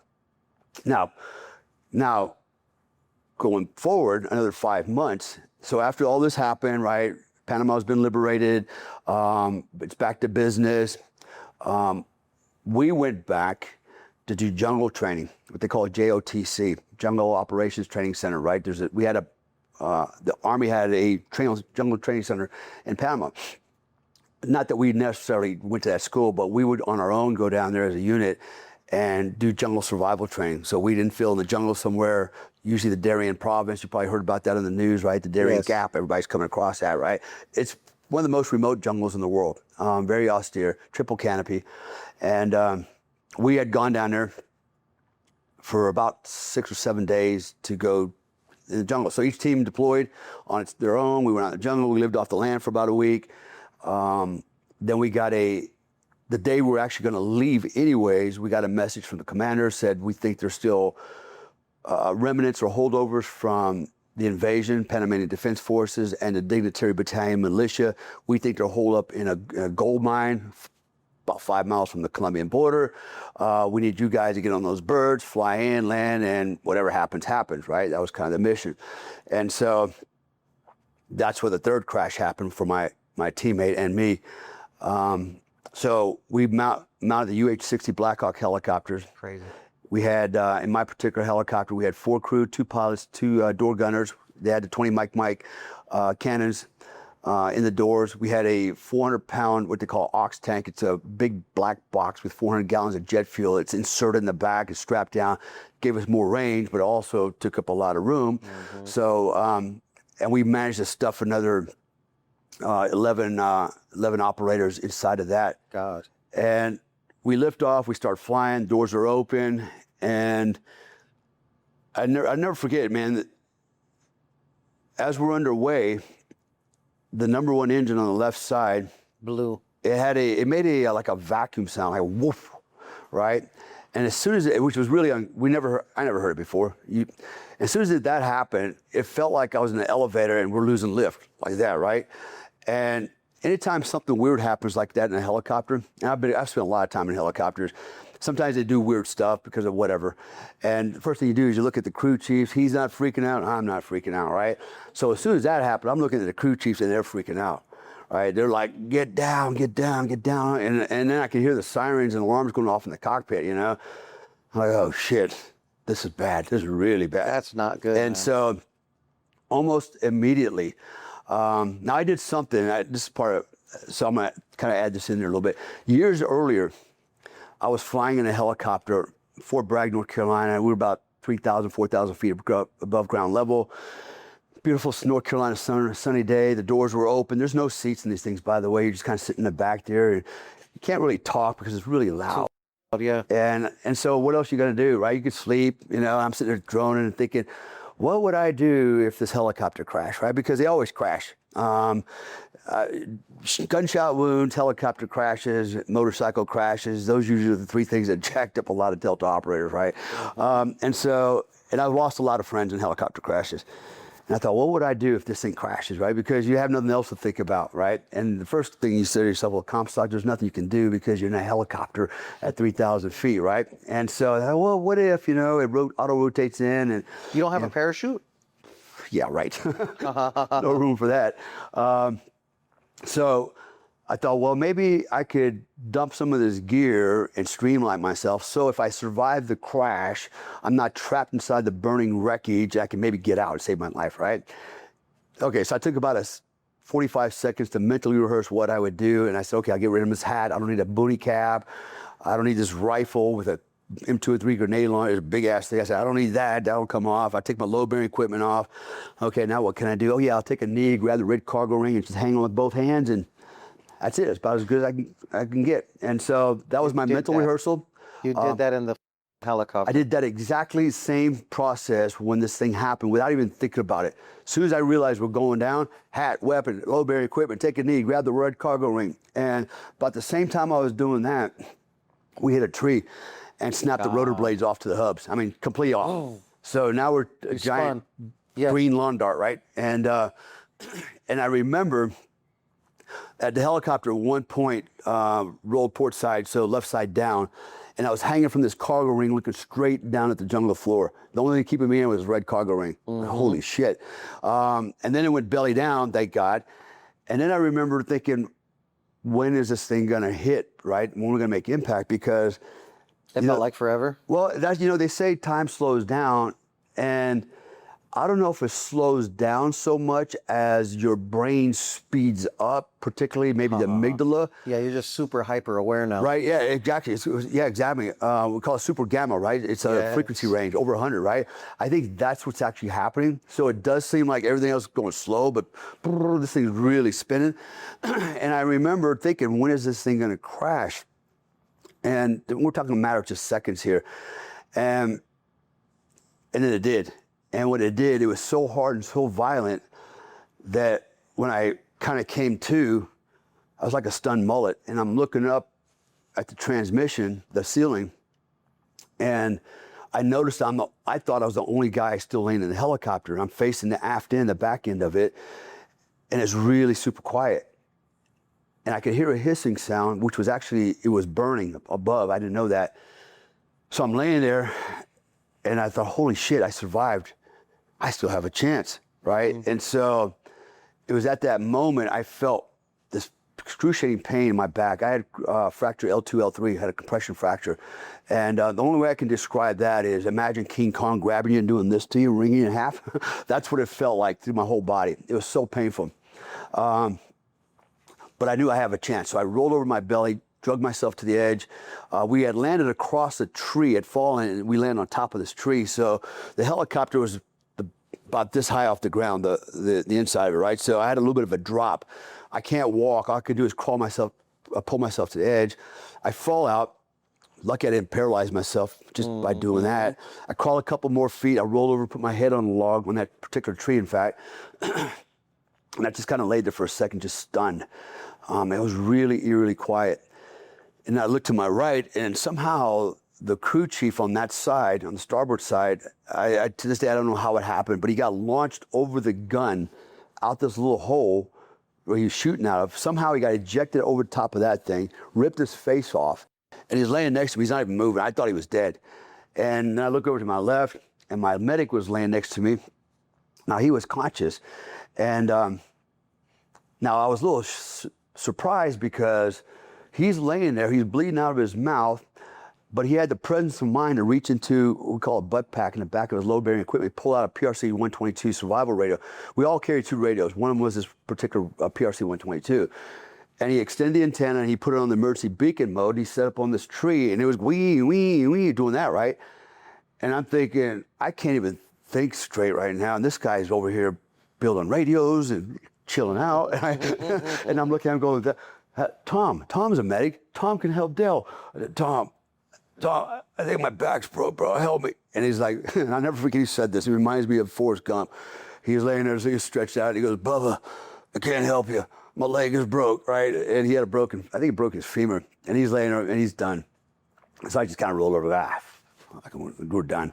And then it's when I started hearing everybody else waking up in the jungle, right? The guys that got squirted everywhere, and they started coming back to consciousness. You can hear them moaning and groaning.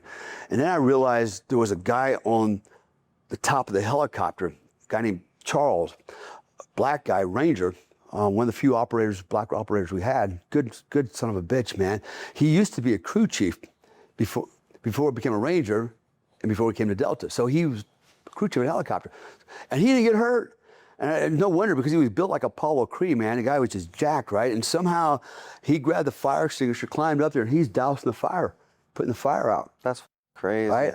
And this is everything's starting to wake up. I'm starting to get situational awareness, you know. I'm hearing sounds, and you know, it's like coming out of the water, right? Like, okay, what the hell's going on?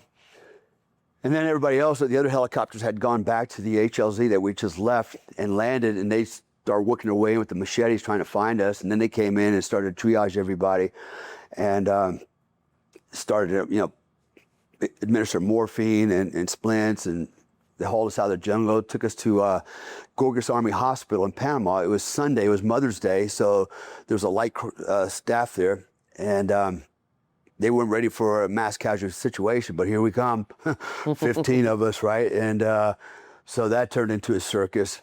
From there, I ended up in San Antonio, Texas for a week. Ultimately, I ended up in Womack Army Hospital with a body cast on. I was in a body cast for about 5 months. There were 5 of us that had complete body casts. 2 guys paralyzed for life. One of them was my assistant team leader, which I'm hoping to go see by the end of this month in North Carolina. And one was the crew chief. We had 1 guy bled out. They were able to manage to keep him alive ultimately. So nobody actually died. And one of the things the doctors attributed to that was the fact that we were all in really top physical conditioning. They said, had that not been the case, there definitely would have been casualties. I have to agree with that for sure. So another lesson, guys, get your ass in the gym, take care of your body. Facts. I'm going to ask you some unique questions right now, and we'll see what you say, my man. Do you remember your first kill? Yeah. Sure do. Actually, I've talked about it before. How did it affect you? No, actually. Or did it affect you? No. None of them have affected me. But so let me give you a scenario. So in 1983, I was in 82nd Rope Detachment during Grenada, right? So that was my first time ever really being deployed in a combat operation. And we were a reconnaissance platoon. And what we did was sit on these small islands all around Grenada. And there were still Cubans and what we call PRA, which was the People's Republican Army of Grenada, right? Prague, I think is what it's called. They were still operating, and they would come out to these small islands to recover caches of weapons and things like that they had hidden. And so we had some of our teams did get in contacts and firefights. In fact, 2 of the most decorated soldiers to come out of Grenada came from my platoon. So that was my first experience, but no, I didn't get to shoot anybody there. I just got to watch for them, and they never showed up. So then, ultimately, I made it to the unit, and one thing that's interesting about the unit, everything we do is live fire. We don't simulate nothing. Live fire, live explosives. We train the way we're going to fight. And so I had gone to the Special Forces Qualification course in, I want to say, April, May of 1989. I graduated as a Green Beret. I came back to the unit in December. The day after I got back, was my first day of training. I was told that we're preparing to go into Panama to rescue Kurt Muse, and they're training for it. And so on day one, first day of training, the first run, first evolution for me, I get fragged in the back of the leg. I get hit pretty hard with a concussion grenade, ends up hospitalizing me. I'm on stitches and crutches. I can't walk around. I'm on staff duty. Means I'm basically going to stay in the building at night when everybody goes home and answer phones, wearing a suit. And so then I get the call from the Joint Special Operations Command. They gave me the code words over the red phone. Basically said, alert your unit. It's a go. And so my unit came in, which was happened to be my squadron at the time. The commander came to the office. I gave him the briefing, said, sir, here's what we got, blah, blah, blah. And this is it. And he walks out the office, and before he leaves, he stops, turns around, looks at me, and goes, hey, he goes, Dale, he goes, you're one of our breachers, and I know you got like one wheel and you're going through a really bad divorce again, right? A lot of things were happening at the moment. You just came out of the Q course, you don't know what the hell's going on. He says, but he goes, this will be the Super Bowl. He goes, you've been training for it. He goes, you don't have to go. I totally understand, but I'm going to give you the invite if you want. Man, it didn't take me 2 seconds to go, roger that. So I hobbled down to the squadron bay, take my suit off, put on my flight suit, grab my shit, throw it in the trucks. And I'm on my way to Panama with everybody else. Told the wife she can have everything. I'm not going to miss this for nothing, right? And so, so I'll try to just give you the Reader's Digest version. So on the night of the infiltration, the assault, the rescue, big operation, massive operation, big firefight. We're coming in, and I'm on the first little bird. My job is to get off the little bird, and we're gonna land on the roof of this prison, and there's an annex on it about 10 by 10 feet square. It's got a big steel door. According to CIA, it's gonna be a big steel door. Just to be clear, Panama was your first kill, one of your first kills? Yeah. Oh shit, go ahead. Yeah. So, so they had told me there was a steel door on this annex. I got to breach that with explosives so we can get in, go down the stairs, and get to Kurt Muse and rescue this guy and get him out. It's a 4-story building. It's right across the street from Noriega's command headquarters, Commandancia. And what was interesting was about 7 hours. Now, we already had snipers, observers out there in the jungle watching the objective area, reporting back to us. And about 7 hours prior to H hour, which is hit time, which was it was at midnight on December 20th, they started reporting back. He goes, there's a lot of activity, a lot of soldiers coming in and reinforcing the prison, Commandancia, they're putting machine guns everywhere, 50 calibers.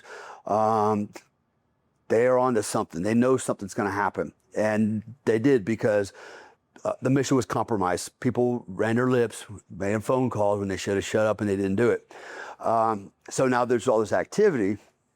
All the local Panamanians were interested. They want to see what's going to go on. So they come out there with their lawn chairs and cars and music and drinks and beers. And you would think that they thought the Mardi Gras parade was going to come through tonight, right? And so there's people everywhere, right? It was like being on Bourbon Street. And so we're like, well, we can't cancel this thing because in flight right now, we've got probably 100 C-130s, C-141s with Rangers, Green Berets. Everybody's on the way. So when we hit the target first, the prison, it's going to be a surprise. Everybody else would fly in and just jump into the country and take it over, right? But we were the spearhead. So now all these aircraft are on the radar. We can't cancel the operation because we'll never be able to repeat it. It's compromised. Everybody's compromised. So Yes. The decision was made, shift the H hour to 20 minutes to the right. So 0020 hours. That much. So we're flying in, and I remember, because I was on the first bird, my job was, once the bird lands on the roof, was to get out, place the charges on the doors, blow the doors so that we can go in. So as we're coming on the first bird, we're going pretty slow because we had weight limits on those birds. We were right at what's called the max aircraft load, ACL. We're maxed out. In fact, we had to take 2 of the helicopters. We had to strip avionics. We actually had to strip 2 pilots out of 2 helicopters because we were too heavy. And we were actually pretty light for ourselves because we didn't carry water. But we were definitely, you can't overload a helicopter, because you do that, guess that's when bad things happen, right? And so you might be able to land it, but you might not be able to get it back off the ground. And so we were pretty light, going pretty slow, raging gunfight below us. And I would say below us, maybe 40, 50 feet below us. There's people running, shooting at us. We're shooting at them.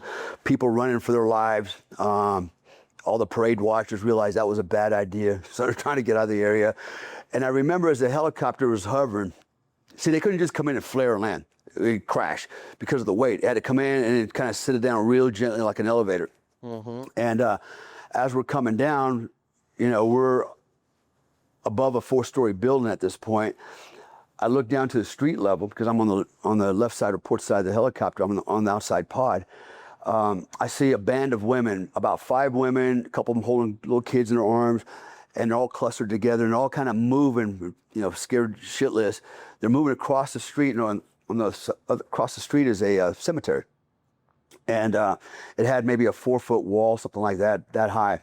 And then it had an archway going through, a breezeway type thing. And in the middle of this cluster of women was a Panamanian militiaman. Not a soldier, but he was one of their militia guys. And I can still remember very clearly. And he was wearing a white Guayabera, blue jeans. He had on brown, type of brown construction boots. And then he had, if I had to guess, I'd say he weighed 180 pounds, kind of a little dumpy dude. He was carrying an AK-40S with a collapsible stock, short AKS-47 paratroop arm model. He had it kind of like at port arms, but he wasn't aiming at us, but he had the muzzle up. And he was backing up with this group of women into the cemetery. He wasn't an immediate threat. I didn't deem him an immediate threat because of the way he was presenting the weapon. And I was a little reluctant to take the shot because although we had the optics on the weapons, at that time we were using 8.2000s. If I'd have put the dot on his head, I'd hit him in the head most likely. But I was afraid of a through and through shot where over-penetrate his head, his body, and hit one of the other the women or kids, right? So I just made a decision right there. It's one I got to live with, right? Now, if it looked like he was going to take a shot at us, I would have shot him, because I'm not going to let us die in a helicopter crash and botch the whole mission because that, right? So this is where it comes in, again, the mindset I was talking about, right? Being able to make good decisions under stress and under pressure. And so for me, I thought that was a good judgment call, but I didn't ignore the guy. Somehow, my spider senses said, keep your dot on the guy. And we're talking about seconds here only, because the helicopter's still sinking, right? So now I'm trying to shoot from a sinking helicopter in defilade into a moving target. I said, but keep your gun on him, because he might go through and he might button hook out. And I was right. The women all went to the left. He buttoned hook out right. He went under the wall, and then he popped up over the wall. Now he presented the weapon. He mounted the weapon. That was that. And I was already ready for him. Somehow, I don't know how I anticipated that. Was I just lucky, or did I just know that was going to happen? But he did it. And so, I sent him my regards. And then about that time, the helicopter landed, and I got off and did the rest of my part as far as breaching the doors and going in. So that was the first time. And does it become normal over time, or do you just get better at compartmentalizing it? Well, yeah. So I remember I said earlier, we train the way you fight, because it honestly, the whole operation felt like a training mission. It felt surreal, like, people are falling down and dying, just like our role players would pretend like they were dead. We were firing real ammunition, real stuff's happening, just like we always train. And it just felt like a training operation. So you're desensitized to the whole scenario. Completely, right? And so... because it's going exactly as you already saw several times before. Yeah, and it was the way we trained, right? So it just seemed normal. It didn't get scary. There's only been 2 times in combat I've been scared. So we did the op, went in, got him out, and then my helicopter leaves the roof. We're taking a lot of fire. It's a hornet's nest now. We're getting fire from every direction, from the apartments downward. We got plunging fire coming from Panamanian soldiers in the above, below. We're getting fire from our own guys. I say our own guys. We had a mechanized infantry in blocking positions on 50 calibers. They were just laying it out there, and it was just a 360-degree range in every direction.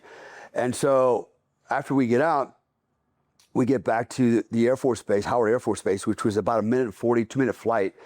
and we land. My helicopter was supposed to be the last to arrive out of about 15 helicopters, and we were the first ones and the only ones to arrive.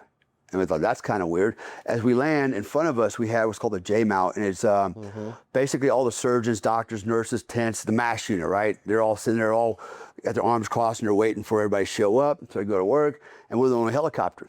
And so my team leader gets off. He tells everybody to wait, runs over. I can see him talking to somebody important, comes back, and he goes, okay, guys, put a fresh magazine in your weapon. He goes, we're going back in.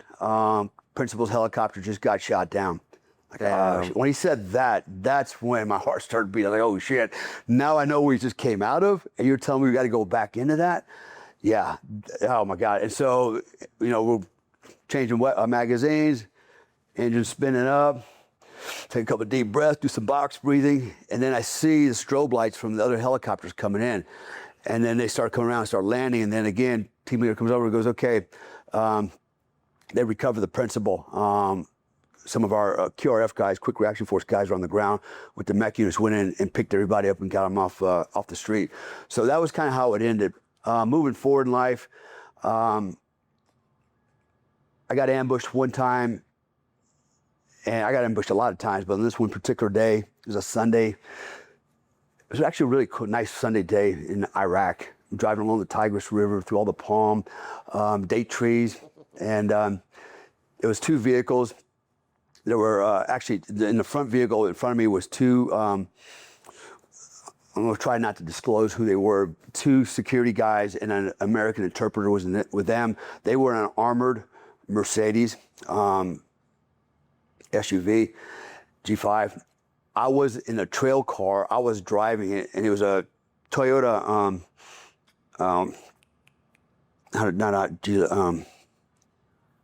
brain fart. Land Cruiser? Land Cruiser, thank you. Toyota Land Cruiser, right? So 5-speed manual overdrive, a 305 engine in it, V8. And it was just me and another guy, an Intel guy. And this was thin skin, had no armor. And we already got ambushed earlier that day coming out. But it was really light. It was nothing big. I had a bullet bounce off my glass, but nothing happened.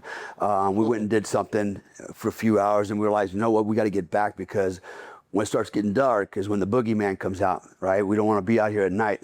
Correct. And so we got quite a ways to drive, probably about 3-4 hours to drive, and we're cruising up the Tigris River, and I'm getting it, and it's, and we come out of the woods, and we're now in an agricultural area, kind of rolling hills and roads, still kind of nice, 2 lanes, and we come up on a car that's in front of us, and again, the G-Wagon goes around, gets on the gas, he takes off. I'm waiting for my turn for the road to straighten out. It does. I drop it down in 3, get on the gas, pass him around the left. And as soon as I pass him, man, the whole world just explodes, right? And like literally, man, the windows are blowing out, and I'm probably moving at this point 55, 60 miles an hour when this happens. And in my mind, I thought we just got engaged from the vehicle over here. Maybe he just lit us up as we went by. But actually, we got ambushed on the left side. And the other vehicle was already down the road quite a ways, probably a couple hundred yards in front of us, because I was waiting for my turn to pass. And so when we passed, it was when we got lit up from the left side. And I know for sure we got hit with a PKM machine gun, because I was able to recover some of the bullets, 7.62 by 54, that was lodged in the tires, right? So some of them like ricocheted off the road, and then when it got embedded in the tires, anyway, they flattened our tires, blew out all the windows. When you're doing that speed and the windows like just explode, it's just a lot of turbulence, and then, when bullets hit glass, especially when the windows are rolled up, it's just deafening, man. It's just a deafening sound. So glass break-in, the impact from the bullets, the sonic blast, the glass dust, the wind, you put all that together, it's very disconcerting. And moreover, when you don't know what's happening or where it's coming from, makes it even worse. So my instinct just said, get off the X. So I floored in 3rd gear, I romp on that son of a bitch as fast as I can. And I passed the G5. They're like, whew, oh, they must have got engaged, because we're all lit up. And I'm not going to wait to explain it to them. In fact, before the other guy could actually tell them that we're in what's called a tick, troops in contact. We already passed them, so it was obvious they're in a tick. And we get down the road about another, I don't know, maybe 500 yards, and I had to pull over at that time. The vehicle was done. And now it got a little bit weirder because the terrain was kind of rolling hills, the woods there.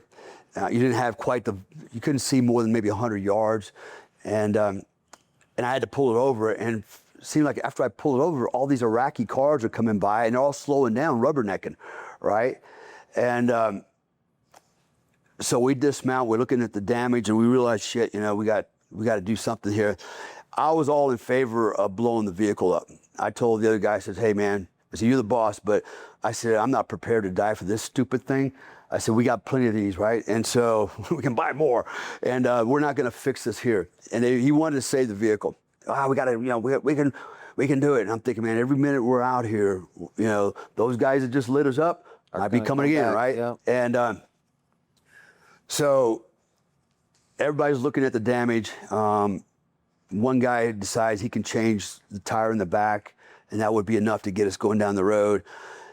And I was like, you know what? We shouldn't even all be standing here right now. I said, back up, pull secure. So I get up on a little knoll, so kind of an overwatch position. And then from behind us, there was 2 Humvees and an M113 APC armored personnel carrier was coming up the road. Those were Americans. And I said, perfect. So as they pull up, I run on the road and I stop them. And the lieutenant that was on the APC, I go, hey, sir, I said, listen, we just got hit. Would you mind pushing your vehicles out and giving us flank security? Because he had 50 calibers and 40 Mike grenade launchers on automatic grenade launchers and 113. I said, just cover down for us till we get our shit in one bag and we get out of here. Oh, yeah, no problem. He goes, yeah, we get ambushed here about every 3 days. They call it Ambush Alley. I go, that's nice to know, thank you. Because the guys that we told where we were going failed to tell us that part, right? And they knew it, right? And so, anyways, we got the vehicle. We did get it running again, and we were able to limp it back to our base. And I remember reporting into what we call the Tactical Operations Center. And they had already heard of the radio. We got engaged. And one of the commanders there, Army commanders, one of my former commanders, he goes, yeah, they call that Ambush Alley. They get ambushed here like every 3 days. I said, dude, when I left here, I gave you the routes we're taking. And why didn't you just tell me that? So I would at least know that. I thought this was just a pleasant Sunday drive, And the problem was I got caught up in the moment. Just like, wow, like driving Miss Daisy. Oh, so beautiful here in Iraq, and wham! So that was a wake-up call. That's when I really beat myself up later. I said, dude, you never, ever, ever let your guard down, get complacent. And I never do. Every time I roll out the gate, I'm ready to go. I stay switched on until I'm back in my bed that night or next day or whenever it's going to be. But I got caught up in the moment, sunny day, beautiful trees and Tigris River, and oh my God, and probably thinking about home, and all of a sudden all hell broke loose. And I was pretty shaken up about it. And I was really mad at myself because I let my guard down. And the crazy part was, normally the interpreter, the translator, he's an American, sits behind me. His name was Dave, younger guy. And today we made a good call. We said, you know what? That's armored. We don't need you to translate shit. You ride up there. No point riding in a thin skin rider. Best call we made, because actually one of the PKM rounds went right through the window where he was sitting. I measured it. It would have went right through his melon and out the other side of the vehicle. He would have died. For sure, he would not survive that, right? It was his lucky day. Literally. It was his lucky day. It's like, wow, that was close. But I had rounds going through my window, Yeah, it was just, that was the second time that I was scared, but that was after the fact. Both times was after the fact. I've never been scared in the fight. Usually you don't have time to be scared, That's some kind of weird cliche, but with your training, you just, you do what needs to be done. And I've had I know I've got over 500 combat missions between Grenada, both Iraq, Afghanistan, both times Iraq, Afghanistan, Yemen, Somalia. Somalia, I didn't do much. I would be lying if I said I did, but we did run some ops there, but nothing really to write home about. But then there's some other stuff off the books that I've done. But I'm running over 500 combat missions in my career. So over those 500 missions plus, at what point do you stop keeping count of your kills? I just did. You know why? Because I didn't shoot everybody. It was funny because you probably remember Chris Kyle, right? The American Sure, Sniper. of course. We were on XYZ amount of kills. You knew him personally as well. yeah, yeah. And we were in a TV show called Stars and Stripes together. I remember you saying right? that. And I didn't really know Chris until that day, and I saw he wrote a book called American Sniper. I go, oh, that's interesting. I didn't know you wrote a book. And he goes, yeah, I wrote this book. He goes, wow, I had a ghostwriter, but he goes, I want to read your book, And I don't have a book. So yet. And actually, I turned right around after that. We called my management team. I got to write a book. And so that's why I wrote American Badass. By the way, I got a copy for you. I need to sign. Thank you very much. Yeah, I got it here with me. Don't worry, we're good. And so I told my management team, I said, listen, I want to write a book. I want to be an autobiography, but as weird as it's going to sound, I don't want it to be about me. I want it to be about everybody else, right? That's why I tell people it's not about me, it's about you. Because I want to use the book to inspire and motivate people, particularly young men, right? Yes. Because they're getting really weird and weenies, right? Even back then when we did this in 2011, they were already starting to get androgynous. And I said, I want to motivate and inspire the next generation of warriors. And I use my life stories, to kind of share that with them. And so that's how I came up with American Badass. But Chris and I were always talking, and I said, how many guys you kill? Whatever it was, 150 dudes with a sniper rifle. Well, damn, that's pretty impressive. I said, I'm sure I killed more than that with my mortar though, because I would run mortars. Some of the camps I would go to, my job was to oversee all the combat operations, but specifically, everybody has their little baby. Hey, I need you to take care of these guys, and I'll take care of the mortar guys. So we were getting up on a regular basis at 04:30 in the morning and returning mortar fire to Taliban. And why 04:30? Because that's when the sun comes up in Afghanistan. And that's when they go pray. And they're like, hey, let's go to the mosque. Hey, while we're on the way, let's go drop some mortars on these guys, right?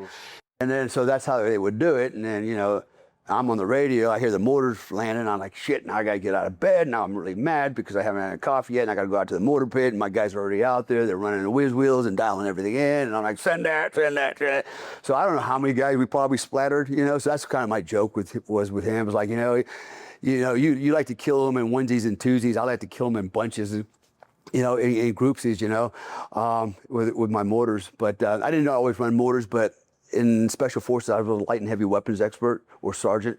And that was my job, to run heavy weapons as well. Besides light stuff, mortars, recoilless rifles, things like that. That's crazy. Yeah.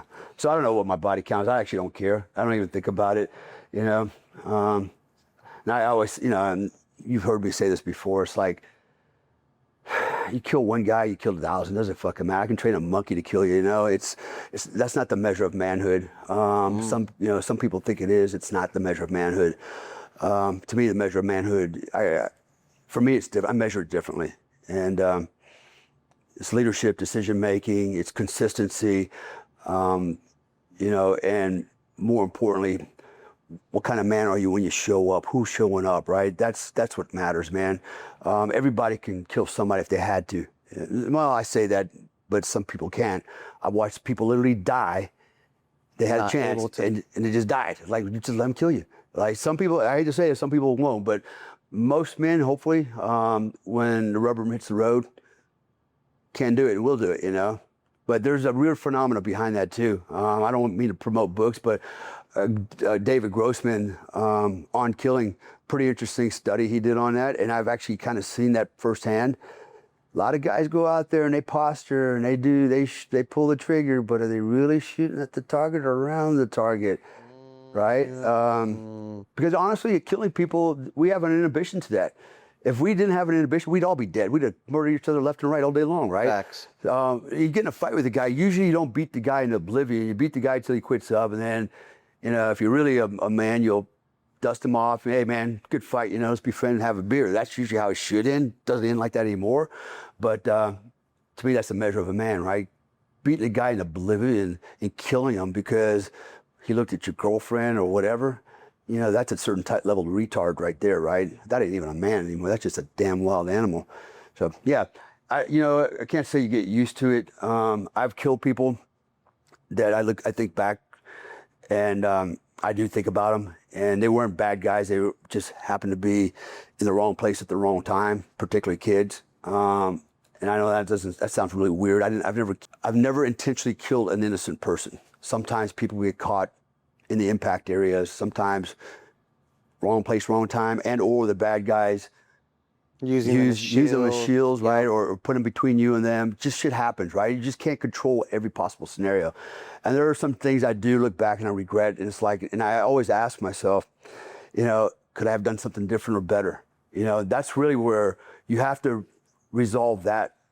And if you can't, this is where PTSD lingers forever. People have a hard time resolving certain things. And if you don't figure it out, and by the way, no psychologist is going to figure it out for you. He's not going to do that. He's going to ask you questions. Help lead you there. Yeah, and you're going to be thinking about it. That's really the magic of... Might even make it worse. Could make it worse, right? Depends on what kind of... Yeah, I've seen that too. At the end of the day, you've got to resolve everything on your own, to include your own death. When you can do that is when you really become... You reach another level of ascension. You know, literally. Yeah. Moving on from that, I have you here in front of me, and I cannot let a Delta operator / combat instructor and leave without answering this. How would you win a street fight? But more specifically, if you could teach the average person one principle that gives them the best chance of protecting themselves, what would it be? Outside of walking away. Okay, cool. You got me on that one. Only because, well, I was going to tell you, the first principle of defense is distance, right? Keep him away from you. Make him cross that gap to hit you or whatever you're going to do to you. So you control the fight by controlling the distance. Now, you don't get to do that forever. So the second thing is, what I do, and which I've done, is if I know, I'm convinced in my mind this is going to go to hands or weapons or whatever, it's going to be a fight. What I'm not going to do is let you hit me first. That one punch that you throw at me might be my last punch for the rest of my life. I've seen dudes die one punch. I've seen fighters. I had one of my fighters get put to sleep like that, right? Seen two guys like that in the ring. You cannot, this whole, see, again, here's programming, right? Programming is, turn the other cheek, don't fight. If he hits you first, then you can hit him. No, because I've seen guys get hit one time, go down, hit their head on the concrete. It's all over. Game over. Didn't have to be that way. And walking away is not always a smart idea. And if it is what you want to do, you want to create distance, there's a way to create distance, okay? You don't walk away, you shuffle backwards, Facts. Right? There's a way to do that. There's a technique to do that with your hands up, by the way. But my principles for defense is maintain distance and angles, right? And then when it comes to offense, which is where I'm going to go if I think it's going to go into a fight, I'm going to use four tenets for combat. A lot of guys will have heard this before, maybe. First one was surprise. I'm going to do unto you before you know what the fuck happened. Like, it's going to be a strike so fast like lightning. You didn't even think you got hit by lightning, right? And it's not going to be just one. It's going to be machine gun fire, because like I always train my kids, I said, listen, you get in a fight on the playground with little Johnny, he hits you once, you always answer with threes. Threes. There's a reason for threes. I said, don't punch him one more back. I'm going to teach you a lesson. You put him down. You put him down and you neutralize him till he can't hurt you no more. And then if you want to pick him up after that, okay. But I said, you got to fight to win. So one is surprise. Two is what? Speed. Hit him before you even know what the hell happened. Like, holy shit, where'd that come from? Three, violence of action. You're going to hit him with threes or more. Crush the guy. Change angles, elevations. But momentum, maintain the momentum and run them over. Okay? Fight to win. Those are my tenets, and that's what you can expect out of me. I'm not going to have a conversation with you. I'm not going to tell you, I'm not gay, you crazy. We're not going to have any conversation. If you're an asshole and you're asking for the fight, you're going to get it. You're going to get it before you were ready for it. And you'll never be ready for it. Because I'm pretty cagey. I'm pretty slick. I fight to win. That's why I'm 63 years old. That's right. I brought something that I think is going to be pretty dope. My next question to you is, well, first let me show it to you. This right here is the Block 19. Ooh. Yep. So, you've spent decades around weapons. You've trained people at the highest level.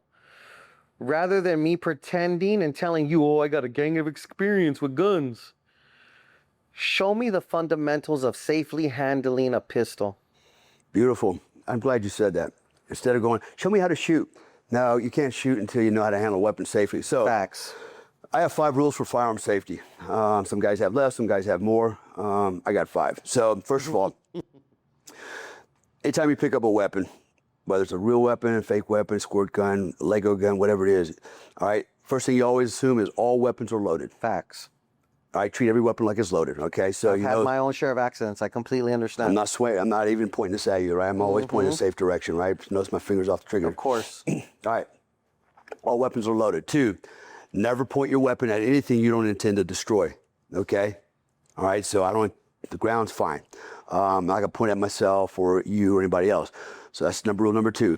Number 3, keep the finger off the trigger until you have made the conscious decision that you're going to engage that target. And that conscious decision doesn't start until Boom. right here. Boom. I'm going to shoot that target. Now the finger's on the trigger. Boom, boom, boom. I take this shot, fingers off the trigger, back to number 3. It's not here. I'm going to shoot that target here. No, it's right here, pointing at my threat. Absolutely. And I push it out and take the shot. Okay. Number 4 is always know what's beyond and around the target, right? So if I take a shot, like the guy I described earlier with the cluster of girls. Yeah, that hooked around. You got to know where the bullet's going to go. If it goes through or you miss, Yes. right? All around it. Awareness is right? key. So, yeah, exactly. You have to have total situational awareness, okay? If you're so tunnel vision that you're not sure what else is going on, you're doing it wrong, okay? And the last one, this is... If I'm shooting with a group of people or I'm on a range with everybody, rule number 5 is anybody can call ceasefire. If you see something you don't understand, it doesn't have to be unsafe. You just don't know what the hell's going on. Just say ceasefire, and we all just stop, okay? And when I say stop, if I'm doing this, ceasefire, ceasefire, I'm going to stop right here and I'm going to wait. Okay, at this time, shooters, lock and clear your weapon. Lock, slide to the rear, clear, holster. Boom. Okay, step back. Now what the hell is going on? All right, so it's a process, right? It's not like bang, bang, bang, freeze, ceasefire, ceasefire, huh? No, gun's always oriented in a safe direction, right? Those are my 5 rules. And by the way, you should never, if my student cannot recite those 5 firearms rules and apply them, he's not ready to hold a gun, right? So I had an ex-wife one time, had my little girl holding the gun, too young for it. And her answer, and she was bragging, because she wanted all the guys to give her, likes on her Facebook. Train them when they're young, teach them when they're young. That was her words, teach them when they're young. No, you don't teach them when they're young. You teach them when they understand the 5 principles of firearm safety and can consciously apply them. If they don't understand it, they are not ready. I don't care how young they are. See, this is what I'm talking about, brainwashing, right? How to think versus what to think. It's very critical, important. And people's lives, people die all the time because stupid mistakes with a firearm. This is a deadly weapon. And you should never even pull this trigger until you've learned all the fundamentals and basics and principles of firearm safety and handling before you ever put a shot out the barrel. So, very important. I'm glad you asked that question. As you could tell, we're a streetwear company. We do essentials, fleece, right? Do you think what a man puts on his body actually affects his mindset and confidence? Absolutely. Actually, what he wears tells you a lot about his mindset, right? So people will judge you on 2 things. First thing is your presentation, right? First time I meet somebody, I look at how are they dressed, particularly under certain circumstances, right? Not only how they're dressed, but how they take care of themselves. Okay, I say the outside is a projection of the inside. Sure. Right, so the outside tells me a lot. The next thing I'm gonna listen for, notice I said listen, because I've already visually observed, is I'm gonna listen to what comes out of your mouth, okay? Do you have a command of the English language? right? Can you articulate yourself? You don't have to be perfect, or a perfect orator, but can you speak intelligently, right? And can you articulate what you're thinking, right? So those are the two things. So yeah, dress matters. One thing I never knew until one of my ex-wives pointed out. She said, women judge men by their shoes. That's the first thing to look at. I go, really? So that's why I got the spiffy boots on. I was like, no, that's not. You got a compliment in the elevator about them. Facts. Yeah, right. See, so yeah, so I don't know what they thought about me. Thought it was kind of some weirdo or something, but no, yeah, people do judge you by your clothes, and I look at guys in my space, in my realm, and I can tell just if they're wearing 511s and what kind of boots they're wearing, and there's a lot I can tell about the guy just by the clothes he wears, right? And just like the equipment, right? There's an old saying, it takes years to dress up like, or years to become a professional, but minutes to dress like one, right? And so I can tell a guy's got all the cool guy gear on, but he doesn't carry it properly. He's just dressing. And he doesn't have the confidence, but he's just dressing up. I dress for different occasions. I do wear suits. I have nice suits I tried doing it on podcasts a couple of times. I thought, you know what? I used to come on blue jeans and t-shirt. You're gonna wear a fucking suit to a pod? Then I did a couple of podcasts. I came on and I looked pretty good, And then in the comments, oh, he's a grifter. He looks like a used car salesman. I got a cheap suit. Dude, this is like a super expensive suit, and it's a pretty damn nice suit. I'm pretty good. I used to teach dress for success in the unit. Yes. Teach you guys how to dress, like wearing suits for bodyguard work.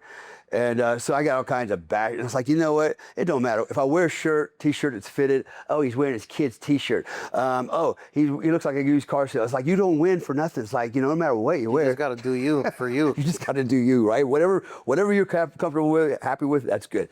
And that's how I just look. I just don't care anymore. It's like, whatever, Oh, he dyes his mustache. Yes, I do dye my mustache.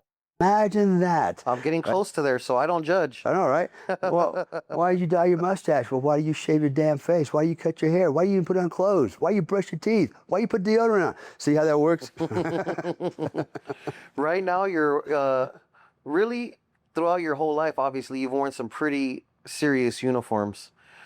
You've got on our heavyweight t-shirt right now. Does our Shaka wear heavyweight qualify as tier 1? Yeah, it's pretty damn. And it's pretty hot. I'm pretty sure I lost 5 pounds. That's right. It's good, though. Feels good. You've been a soldier, an operator, a Green Beret, a fighter, a husband, a teacher, a father, and a businessman. If we strip away all of those titles, who is Dale Comstock? Oh, it's an ordinary dude. And yeah, I just think of myself as an ordinary guy who's just done extraordinary things because I wanted to. That's all. I wasn't gifted with anything. I wasn't born into a certain lifestyle. Blue collar family. Dad was a soldier. I became who I am because I had good examples, good mentors, even good peers. And I learned something, I won't go into it today, but I had something happen to me at the age of 15 that changed my whole life overnight, literally. And that moment was a defining moment where I realized that I'm in charge of who I am and everything I do. I proved it to myself in one night, and I've used that same concept since then, which has created the life I have. It's the mindset. But ultimately, I put my pants on like everybody else. I got the same issues like everybody else. Of course. It's perspective. How do you meet the challenges, right? Like, for example, everybody's got problems. Yeah, good luck with that because I don't have problems. See, perspective matters. I only have challenges. See, I don't have problems. See, problems require a different solution. The words, what they mean, how it's a problem. Yes. And then you try to fix it, you exasperate it. But we have a challenge, like, bring that on, bitch. Watch me beat that one too. I'll beat that one too. Everything's a challenge. When you look at life differently, the outcome's different. It's expectancy. And when I expect a different outcome, when I visualize and see it, usually that's what I get. There's somebody watching this right now who feels completely lost. They don't know who they are. They don't have discipline. They don't have purpose. They don't know what they're supposed to do with their life. What's the first thing you would tell that person to do tomorrow morning?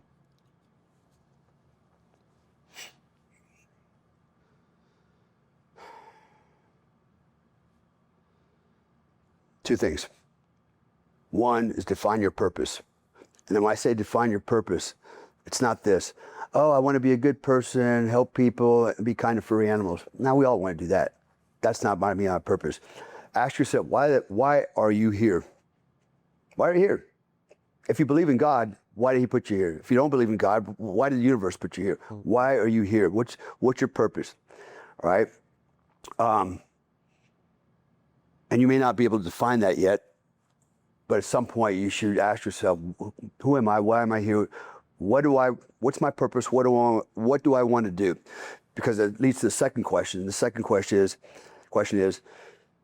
what do you want your legacy to be? How do you want to be remembered, right? So think of it like you're writing a script to your own movie and you're the actor, right? Are you going to be a superhero? Are you going to be the villain? You're going to be a little wimpy guy, right? Who are you going to be, man? And so, or her, right? Write the script to your movie and then think about the legacy. How do you want to be remembered? Here's a sad story. I'm actually stealing this quote. I can't remember who it was, maybe Thoreau. Every man dies twice. The first time, the last breath of air leaves his lung. The second time, everybody stops saying his name, right? The real sad fact is, for most men today, you'll die today. In about 30 days, people will utter your name here and there. In about a year, your wife might reflect back on you, or kids or whatever. In about 10 years, you'll just be a long, faded memory, right? In 200 years, nobody will remember who the hell who was this guy. But we don't forget guys like, I don't know, Abraham Lincoln, George Washington, Caesar, Genghis Khan. They left a legacy. Maybe not always something to brag about, but they made an impact. And so that's why I tell guys is, what do you want? How do you want to be remembered by your kids, your grandkids, your great-great-grandkids, your ancestors, right? When they look back, oh yeah, man, Comstock, he set the example. So like I always tell my kids, I've always told them, I said, your job is to grow up and be better than me and teach your kids to be better than you. Thanks. And teach your kids to be better than them. I said, this is how the Comstocks will grow and one day we'll rule the planet. And so I said, that's how we don't end up on the welfare system going backwards, right? This is how we grow. It's for me personally, I look not at me currently, it's about me, it's not about me no more. It's my future generation I'm thinking about. It's the future blood that I'm thinking about. And my question to everybody out there is, how many of you are thinking about your future generations? How many of you are thinking 2, 3, 5, 10 generations down the road, your lineage? You're not. You're thinking about today and the cootie cat you want to get tonight, and what do you want to do tomorrow? And you want to send your kids to college or whatever, but why are you thinking way down the road? Probably not. I do. And so, establish your purpose. It could be multiple things too, but you should have some big defining thing that you want to do, and then establish figure out what your legacy is going to be or what you want it to be. In my case, I've written a bunch of books. I've made movies. There's court records where I'm being sued. That's a legacy too, right? So somebody will dig that up when they go, what? This guy was being sued for what? Or attacked for what, right? But legacy. So what does that do for you, right? So it gives you, again, compass azimuth, a direction of life to go. Gives you purpose, gives you legacy, and gives you a life fulfilled. And sad part is, literally, this is based on statistics, 99% of people that will die today will die having not lived a life fulfilled. That'll be their biggest regret. This is a statistical fact. Thinking about that, if you died today and I said, did you do everything you wanted to do? You go, no. What a tragedy. What a tragedy. Live a life fulfilled. Figure out your purpose, figure out your legacy, stop making excuses. Call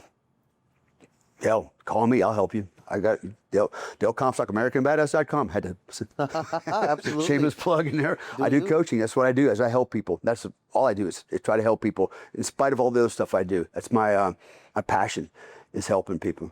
So, you determine the direction you want to go. People are going to try to kill the dreams. I call them dream killers. They're showing up all day long. They're going to tell you why you can't do things. They're going to trip you up. It's not going to just be people. It's going to be finances, sickness. There's going to be a lot of things that are going to try to derail you, right? Murphy's really good at that. But in spite of all that, you got to learn how to Overcome. either overcome it or drive through it. But you got to keep pushing forward, okay? That's the true test of grit, sustained determination. Got to embrace it. Do the hard thing. Do the hard right thing over the easy wrong things, and you'll get ahead in life. Thank you so much for your time today, Dale. I highly appreciate you making the trek all the way over here. And yeah, shout out to everyone at home. Is there anything you want to say before we clock out, Dale? No, you get one life, right, that we know of. And literally, it's your life. Don't count on anybody else to make it for you. Don't count on the government. Don't count on anybody but you to create it. Create the life that you want. You can do it. I've done it. I'm nobody at the grand scheme of things. I live the life I want. So, do it. Shout out to my man, Dale Comstock here, legendary soldier. Legend, period. Shout out to all of you guys at home. Make sure you like, subscribe, comment. We out.